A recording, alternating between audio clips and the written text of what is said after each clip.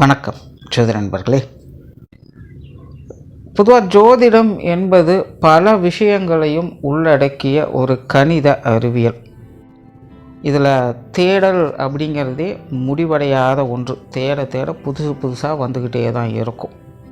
ஆனால் இந்த ஜோதிடம் அப்படிங்கிறது மனிதர்களுடைய வாழ்க்கையை பற்றி தெரிந்து கொள்வதற்கான ஒரு முக்கியமான டூலாக யூஸ் ஆகிட்டுருக்கும். இந்த ஜோதிடத்தில் கிரக நிலைகள் அப்படிங்கிறது தான் ரொம்ப முக்கியம். காரணம் அதுதான் பலன்களை கொடுக்கக்கூடியது. அடுத்தபடியாக வர்றது ராசியும் லக்னமும். இந்த ராசியும் லக்னமும் சேர்ந்து தான் ஒரு மனிதர்களுடைய மனதையும் குணத்தையும் வாழ்க்கை அமைப்பையும் இன்னும் மற்ற விஷயங்கள் எல்லாத்தையுமே வடிவமைக்குது. ஏற்கனவே நம்ம சேனலில் இந்த ராசியும் லக்னமும் சேர்ந்த நிலைகளில் என்ன மாதிரியான பலன்கள்லாம் இருக்கும், எப்படிப்பட்ட விஷயங்கள் காரியங்கள் உறவு முறைகள்லாம் அவங்களுக்கு அமையுது, எதெல்லாம் அவங்களுக்கு சாதகமாக இருக்குது, எதெல்லாம் அவங்களுக்கு பாதகமாக இருக்குது, அவங்களுடைய வாழ்க்கை எதை நோக்கி போகுது அப்படிங்கிறத பற்றியெல்லாம் சொல்லியிருப்போம். பார்க்காதவங்க மறக்காமல் செக் பண்ணி பாருங்கள். டிஸ்கிரிப்ஷனில் ப்ளேலிஸ்ட் லிங்க்கும் இருக்குது. இந்த பதிவு அதனுடைய தொடர்ச்சி. அதாவது போன பதிவுகளில் அவங்களுடைய வாழ்க்கை நிலை எப்படி இருக்கும், இன்னும் மற்ற விஷயங்கள்லாம் எப்படி இருக்கும் அப்படிங்கிறத பற்றி பார்த்தோம். இந்த பதிவில் அதனுடைய முரண்பாடுகள் என்ன அப்படிங்கிறத பற்றி பார்க்க போகிறோம். அதாவது நம்மளுடைய வாழ்க்கையில் ஒரு சில விஷயங்கள் நமக்கு சரியாக இருக்கும், ஆனால் அது வெளியிலையோ மற்றவங்களுக்கோ தவறாக இருக்கும். இன்னும் சில விஷயங்கள் மற்றவங்களுக்கு சரியாக இருக்கும், நமக்கு அது தவறாக இருக்கும். சில விஷயங்கள் மட்டும்தான் நமக்கும் சரி மற்றவங்களுக்கும் சரி ஒத்து போக செய்யும், இல்லைன்னா ஒத்து போக செய்யாது. ஸோ இந்த முரண்பாடுகள் அப்படிங்கிறது எல்லாருக்கும் ஒரே மாதிரி ஒரே விஷயங்களில் அமையாது. ஒவ்வொருத்தருக்கும் ஒவ்வொரு விஷயங்களில் ஒவ்வொரு சூழ்நிலைகளில் தான் இருக்கும். ஸோ இந்த முரண்பாடுகளுக்கு முக்கிய காரணமாக இருக்கிறது இந்த ராசியும் லக்னமும் தான். இதைத்தான் ஜோதிடத்தில் விதி மதி கதி அப்படின்னு ரொம்ப சிம்பிளாக ஷார்ட்டாக சொல்லுவாங்க. இதை விதி கெட்டால் மதியப்பார், மதி கெட்டால் விதியப்பார் அப்படிங்கிற பழமொழிகள்லாம் இருக்கும். ஸோ அந்த முரண்பாடுகள்லாம் என்ன, எப்படி வேலை செய்யுது, ஒவ்வொரு ராசியும் லக்னத்துக்கும் என்ன மாதிரியான அமைப்புகள் இது ஏற்படுத்துது அப்படிங்கிறத பற்றி தான் இந்த பதிவில் நம்ம பார்க்க போகிறோம். தொடர்ச்சியாக எல்லா ராசி லக்ன காம்பினேஷன்களுக்கும் வீடியோ கண்டிப்பாக போடுவோம். ஸோ சேனலை சப்ஸ்கிரைப் பண்ணி வச்சுக்காங்க. வீடியோ பிடிச்சிருந்தா லைக் பண்ணுங்கள், மற்றவங்களுக்கும் ஷேர் பண்ணுங்கள், என்ன பிடிச்சிருக்குங்கிறத கமெண்ட் பண்ணுங்கள். மகர ராசி ரிஷப லக்னம். இந்த மகர ராசி ரிஷப லக்னம் அப்படிங்கிறது ஓயாமல் ஓடிக்கொண்டே இருக்கக்கூடிய ஒரு ராசி லக்ன காம்பினேஷன். இவங்களுக்கு எப்போவுமே செயல்படுறது அப்படிங்கிறது ரொம்ப பிடிக்கும். அதே போல் இந்த ட்ராவல் பண்ணுறது அப்படிங்கிறதும் உங்களுக்கு ரொம்ப பிடித்த விஷயம்.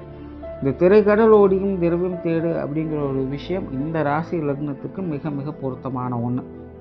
ஏன்னா கிட்டத்தட்ட இந்த ராசி லக்ன காம்பினேஷனில் பெரும்பாலான ஆட்களுக்கு பார்த்திங்கன்னா இந்த ட்ராவல் ரிலேட்டடான விஷயங்கள் மூலமாக தான் அவங்களுக்கு ஜீவனம் அப்படிங்கிறதே நடக்கும்.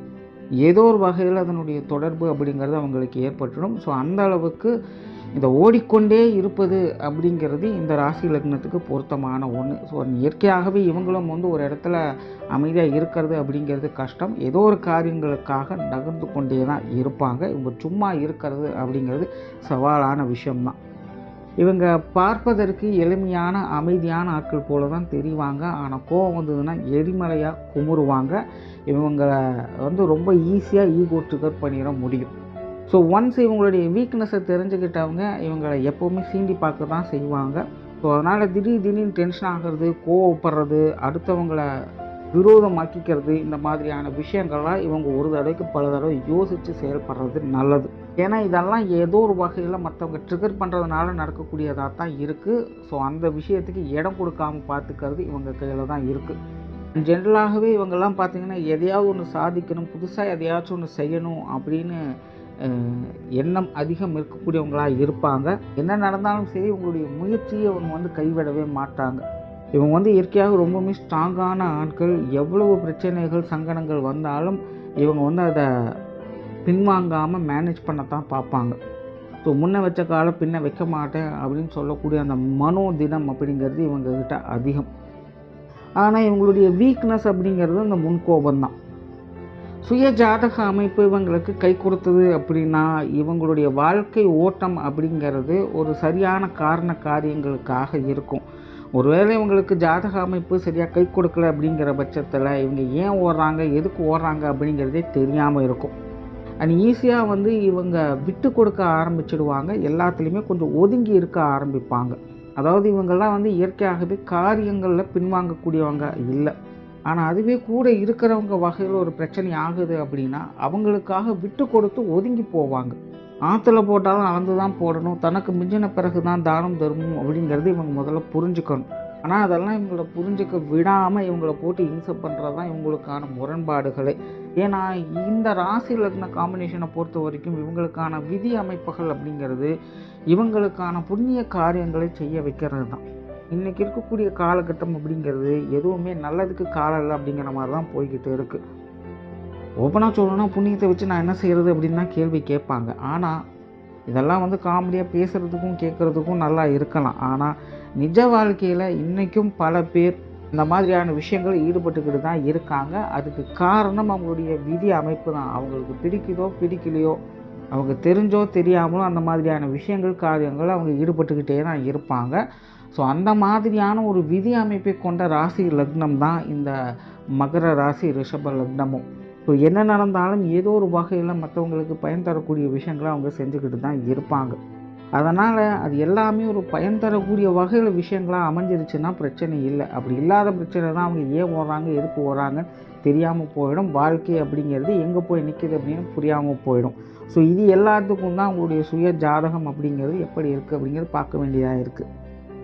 இயற்கையாகவே பார்த்திங்கன்னா இவங்க எல்லாமே விதியை நம்பக்கூடியவங்களாக இருப்பாங்க, இயற்கை விரும்பிகளாக இருப்பாங்க, ஆன்மீகத்தில் ஈடுபடக்கூடியவங்களாக இருப்பாங்க, இந்த பாரம்பரிய விஷயங்களை போற்றக்கூடியவங்களாக இருப்பாங்க, பரம்பரை பழக்க வழக்கங்களை விரும்பக்கூடியவங்களாக இருப்பாங்க, மூத்தவங்களை, மேல் வர்க்கத்தை சேர்ந்தவங்களை, ஞானிகள், ரிஷிகள், பண்டிதர்கள் போன்றவங்களெல்லாம் மதித்து வணங்கக்கூடியவங்களாக இருப்பாங்க.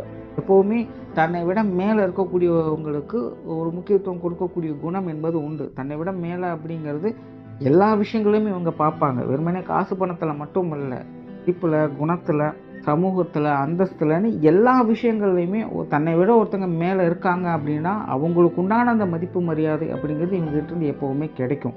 ஆனால் இங்கே கேள்விக்குரிய என்னென்னா அந்த மாதிரியான ஆட்கள்கிட்டருந்து இவங்களுக்கு திரும்ப ரிட்டர்ன் அந்த மதிப்பு மரியாதை கிடைக்குதா அப்படிங்கிறது தான்.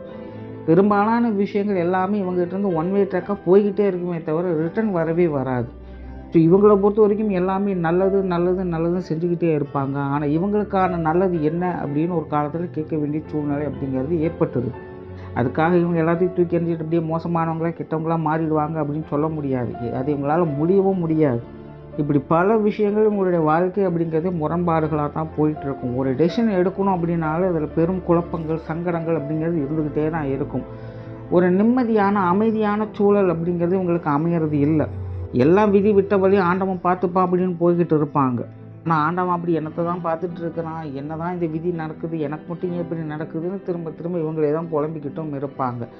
ஸோ என்ன ஒரு நிலையில் இவங்களுடைய வாழ்க்கை போய்கிட்டு இருக்குது, ஒரு சரியான நிலையில் தான் போய்கிட்டு இருக்கிறோமா, நம்மளுடைய வாழ்க்கை நல்லதாக தான் இருக்கா இல்லையா அப்படின்னு இவங்களுக்குரிய பல கேள்விகள் பல தருணங்களில் எழவே செய்யுது. ஸோ இவங்களே வந்து ஒரு ஸ்டடியான மைண்ட் செட்டில் இருக்கிறது அப்படிங்கிறது கொஞ்சம் கடினமாக தான் இருக்கும்.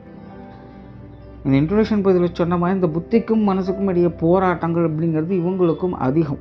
சிலர்லாம் டென்ஷன் ஆகிட்டாலோ இல்லைன்னா வாழ்க்கையில் ரொம்பவே நொந்து போயிட்டாலோ அவங்கெல்லாம் பார்த்தீங்கன்னா எக்ஸசைஸ் பண்ணுவாங்க, இல்லைன்னா ஓடுவாங்க. இவங்கெல்லாம் கிட்டத்தட்ட அந்த கேட்டகரியில் வர்றவங்க தான். இவங்களுடைய வழிகளை போக்கணும் அப்படிங்கிறக்காக ஏதாவது ஒரு விஷயங்கள் காரியங்கள் இவங்க செய்யணும், அல்லது எங்கேயாவது நகர்ந்து போகணும். இதெல்லாமே பார்த்திங்கன்னா அப்போதைக்கு அவங்களுக்கு ஆறுதல் தரக்கூடிய விஷயங்கள் தான். ஆனால் நிரந்தர தீர்வு அப்படிங்கிறது கிடையாது. ஏன்னா ஒரு பிரச்சனை போச்சுன்னு இன்னொரு பிரச்சனை ரெடியாக தான் இருக்கும். ஸோ இவங்களை பொறுத்த வரைக்கும் எப்போயுமே சூதானமாக இருக்கணும், எதையுமே அளவெடுத்தார் போல் செய்யணும், ஒரு தடவைக்கு பல தடவை யோசித்து செயல்படணும். சும்மா கண்மூடித்தனமாக இவங்க செயல்படுறாங்க, மற்றவங்களை ஈஸியாக நம்புகிறாங்க, இல்லைன்னா எல்லாரும் செய்கிறாங்க சரி நம்மளும் செய்வோம் அப்படின்னாலாம் போயிட்டாங்க அப்படின்னா இவங்களுடைய வாழ்க்கை நிலை எதை நோக்கி போகுது அப்படின்னு புரியாமல் ஒரு குழப்பத்தில் தள்ளவே செய்யும். ஸோ இவங்களுக்குன்னு ஒரு விஷயங்களை இவங்க உருவாக்கியே தீரணும். அப்படி இல்லைன்னா இவங்களுடைய வாழ்க்கை நிலை அப்படிங்கிறது இவங்களுக்கு ஒரு தெளிவின்மை நோக்கி தான் போய்கிட்டு இருக்கும். மற்றவங்க வந்து குழப்பி விடணும் அப்படிங்கிற அவசியமே இல்லை, இவங்களே குழப்பிப்பாங்க. குடும்ப வாழ்க்கையை பொறுத்த வரைக்கும் எப்போவுமே இவங்களுக்கு பட்டும் படாமல் தொட்டும் படாமல் இருக்கக்கூடிய விஷயங்களாக தான் இருக்கும். இவங்களை பொறுத்த வரைக்கும் குடும்ப உறவுகளை அதிகம் நேசிக்கக்கூடியவங்க, குடும்ப உறவுகளுக்கும் முக்கியத்துவம் கொடுக்கக்கூடியவங்க தான். ஆனால் இவங்களுக்கு அந்த குடும்ப வாழ்க்கை விஷயங்கள் காரியங்கள் அப்படின்னு வரும்பொழுது அதெல்லாம் பெருசாக இன்ட்ரெஸ்ட் இருக்காது. இன்னும் சொல்லப்போனால் இவங்க வளர வளர வளர குடும்ப வாழ்க்கை அந்த குடும்ப விஷயங்கள் காரியங்கள் தான் கொஞ்சம் ஒதுங்கி இருக்கத்தான் செய்வாங்க. நிறைய பேருக்கு பார்த்திங்கன்னா ஏதோ ஒரு காரியங்களுக்காக குடும்பத்தினோட அதிக டைம் ஸ்பெண்ட் பண்ண முடியாத நிலை அப்படிங்கிறது இருக்கும். இந்த காடாறு மாதம் நாடாறு மாதமாக இங்கேயும் அங்கேயுமாக ஓடிக்கொண்டே இருப்பாங்க. அதனால் இவங்களை பொறுத்த வரைக்கும் குடும்ப உறவுகளுக்கு முக்கியத்துவம் கொடுப்பாங்க. ஆனால் குடும்ப வாழ்க்கை அப்படிங்கிறது உங்களுக்கு ஒட்டி மொட்டாமல் தான் இருக்கும். பெற்றோர்கள் சார்ந்த விஷயங்கள் ஓரளவுக்கு கொஞ்சம் நல்லபடியாகவே இருக்கும். முன்னாடியே சொன்னேன், இவங்க தன்னை விட மேலதிகாரிகள் அல்லது மேலே இருக்கக்கூடியவங்க எல்லாருக்குமே பார்த்திங்கன்னா முக்கியத்துவம் கொடுக்கக்கூடியவங்க. அந்த வகையில் பெற்றோர்களுக்கும் அதிக முக்கியத்துவம் கொடுக்கக்கூடியவங்களாக இருப்பாங்க. சுய ஜாதகமும் இவங்களுக்கு நல்லபடியாக கை கொடுத்துருச்சு அப்படின்னா பெற்றோர்களுடைய ஆதரவும் அரவணைப்பும் இவங்களுக்கு கடைசி காலம் வரைக்கும் இருக்கும். அவங்க மூலமாக இவங்களுடைய வாழ்க்கை தரம் அப்படிங்கிறதும் உயரக்கூடும். அப்படி இல்லாத பட்சத்தில் பெற்றோர்களுடைய சென்டிமெண்ட்டுக்குள்ளே இவங்க மூழ்குவாங்க. பெற்றோர்கள் வகையில் சின்ன சின்ன மனஸ்தாபங்கள் பிரச்சனைகள் அப்படிங்கிறது வாழ்க்கையில் தவிர்க்க முடியாதாக தான் இருக்கும். ஆனாலும் அவங்கள விட்டு கொடுக்காம போய்கிட்டும் இருப்பாங்க. அதனால் இவங்களை பொறுத்த வரைக்கும் பெற்றோர்கள் அப்படிங்கிறது இவங்களுடைய மிகப்பெரிய ப்ளஸ்ஸாகவும் இருப்பாங்க, மைனஸாகவும் இருப்பாங்க. உடன்பிறப்புகள் சார்ந்த விஷயங்கள் ஓரளவுக்கு பரவாயில்ல. உடன்பிறப்புகள் வகையில் சகாயங்களும் ஆதாயங்களும் உண்டு. ஓரளவுக்கு இவங்களை புரிஞ்சு கொள்ளக்கூடிய உடன்பிறப்புகள் இவங்களுக்கு உண்டாகிறாங்க. அது எப்படிப்பட்ட நபர்களாக இருந்தாலும் இந்த ஆகாத காலங்கள் போதாத காலகட்டங்கள் அப்படின்னு வரும். அந்த மாதிரியான காலகட்டங்களில் மட்டும் இந்த உடன்பிறப்புகளோடு சங்கடங்கள் அப்படிங்கிறது தவிர்க்க முடியாததாக இருக்கும். மற்றபடி உடன்பிறப்புடைய சகவாசம் அப்படிங்கிறது இவங்களுக்கு ஓகே தான். திருமண வாழ்க்கையை பொறுத்த வரைக்கும் ஓரளவுக்கு நல்லபடியாகவே இருக்குது. ஆனால் இவங்களை பொறுத்த வரைக்கும் மனசுக்கு ஏற்ற மாதிரியே எல்லா விஷயங்களும் அமையுமா அப்படிங்கிறது கேள்விக்குறி தான். ஆனால் இயற்கையாகவே இந்த ராசி லக்னத்தை பொறுத்த வரைக்கும் பொசசிவ்னஸ் அப்படிங்கிறது அதிகம். திருமண வாழ்க்கை குடும்ப வாழ்க்கையை பொறுத்த வரைக்கும் நிறைய எக்ஸ்பெக்டேஷன்ஸ் அப்படிங்கிறது இவங்களுக்கு இருக்கும்.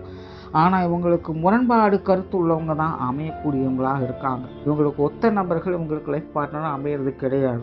அது ஏன் அப்படிங்கிறத பற்றி திருமண வாழ்க்கை எப்படி இருக்கும் அப்படின்னு ஒரு வீடியோ போட்டிருக்கேன். அது பார்த்திங்கன்னா உங்களுக்கு புரியும். கிட்டத்தட்ட கெட்டதில் ஒரு நல்லது அல்லது நல்லதில் ஒரு கெட்டது அப்படிங்கிற மாதிரி தான் இவங்களுடைய திருமண வாழ்க்கை அப்படிங்கிறது. ஸோ அந்த அண்டர்ஸ்டாண்டிங் இருந்தால் மட்டும்தான் உங்களுடைய திருமண வாழ்க்கை அப்படிங்கிறது நல்லபடியாக இருக்கும். பை டிஃபால்ட்டாக இந்த ராசி லக்ன காம்பினேஷனை பொறுத்த வரைக்கும் ஒரு 70% ஆட்களுக்கு நல்லபடியாக தான் இந்த திருமண வாழ்க்கை அப்படிங்கிறது அமையுது. ஒரு 30% ஆட்களுக்கு அது குறையாக தான் இருக்குது. இந்த புரிந்துணர்வால் ஏற்படக்கூடிய பிரச்சனைகளை அவங்க சந்திக்கவே செய்கிறாங்க. இந்த டைம் சரியில்லாத காலகட்டங்களில் குடும்பத்துக்குள்ள பிரிவுகளை அவங்க ஏற்படுத்திடுறாங்க. அது இயற்கையாகவே அது ஏற்படுது அப்படின்னு சொல்லலாம். ஸோ திருமண வாழ்க்கையை பொறுத்த வரைக்கும் இவங்களுக்கெல்லாம் இது எதிர்பாராததை எதிர்பாருங்கள் அப்படிங்கிறத சொல்லணும். குழந்தைகள் சம்மந்தப்பட்ட விஷயங்கள் இதெல்லாம் ஓரளவுக்கு பரவாயில்லாம், பெருசாக தொந்தரவுகள் இல்லை. குழந்தைகள் இவங்களுக்கு சப்போர்ட்ஃபுல்லாகவே இருப்பாங்க. குழந்தைகளுடைய விஷயங்கள் காரியங்கள் இவங்களுடைய மனசுக்கு எப்போவுமே ஒரு மகிழ்ச்சியை கொடுக்கும் அப்படின்னு சொன்னால் பெரும்பாலும் இவங்களுடைய குழந்தைகள் எல்லாமே அன்புக்கு பேர் போனவங்களாக இருக்காங்க. இவங்களை போலவே கருணை உள்ளம் அப்படிங்கிறது அவங்களுக்கும் உண்டு.